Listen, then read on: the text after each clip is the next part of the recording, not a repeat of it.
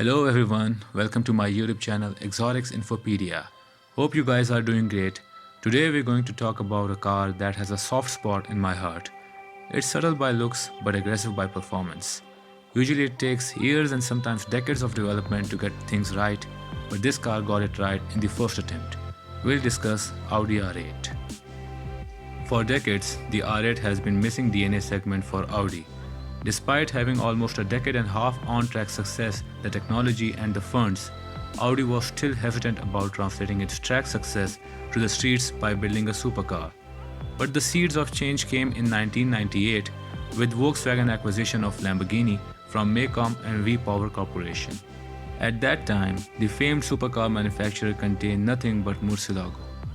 Although the smaller Gallardo was in the works, the Gallardo platform would actually serve as a base for the R8. But Audi's mid-engine supercar was developed even further and ultimately evolved into something much more, something over-engineered yet understated, a supercar which preferred grace over a show.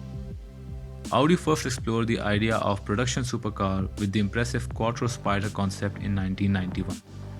This stunning concept car featured an aluminum body, classic mid-engine layout and removable glass roof behind the driver set in 2.8-liter V6 with 172 horsepower.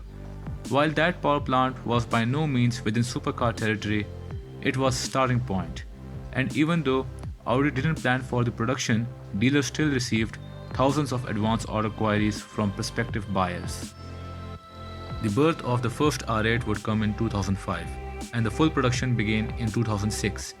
The R8 was developed and assembled by Quattro GmbH, which the company then changed their name to Audi Sport in 2016, the special division behind all Audi track success and victories, as well as famed road-going S and RS models.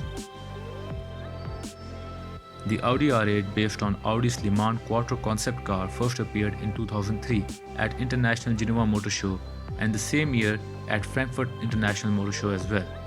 The R8 road car was officially launched at Paris Auto Show on 30th September 2006. There was some confusion with the name, which the car shared with the 24 Hours of Le Mans winning R8 Le Mans prototype. The second generation of R8 with the model code Type 4S was unveiled at Geneva Motor Show in 2015 and is based on the modular sports system platform shared with the Lamborghini Huracan.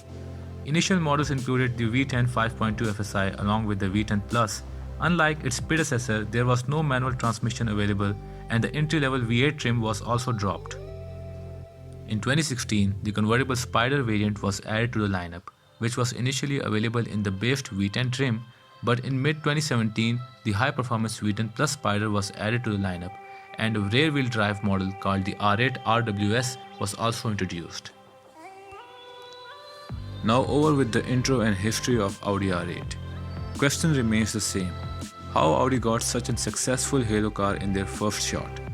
The car that was even driven by the Tony Stark aka the Iron Man. There are a few things about it. First, its looks, which aged pretty well. Most of the people would still love to own one still after 15 years of its launch. Second thing is its Lamborghini derived V10 engine with that great sound.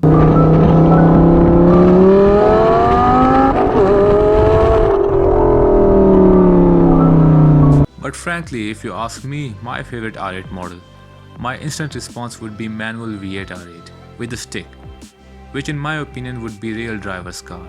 Yeah, it lacks that V10 soundtrack and quick shifting of modern dual clutches, but still that's the point of the car, it relies on you to be quick with your reaction times. Unlike modern variants of R8, it depends on the driver. It won't do everything for you itself.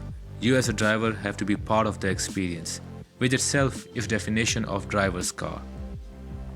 Introducing the V8 manual set the benchmark for a reasonably affordable day-to-day usable sports car and making it worthy competition for king of that segment, the Porsche 911 Turbo, which itself is the testimony of brilliance of R8, being rivaled with 911, which was result of decades of development and evolution. R8 became its direct competitor as its debut. Amazing, isn't it? If you guys want me to make a video on Porsche 911's history, make sure to mention that in comment section. The initial models included R8 4.2 FSI Coupe with a V8 engine and R8 5.2 FSI Coupe with a V10 engine.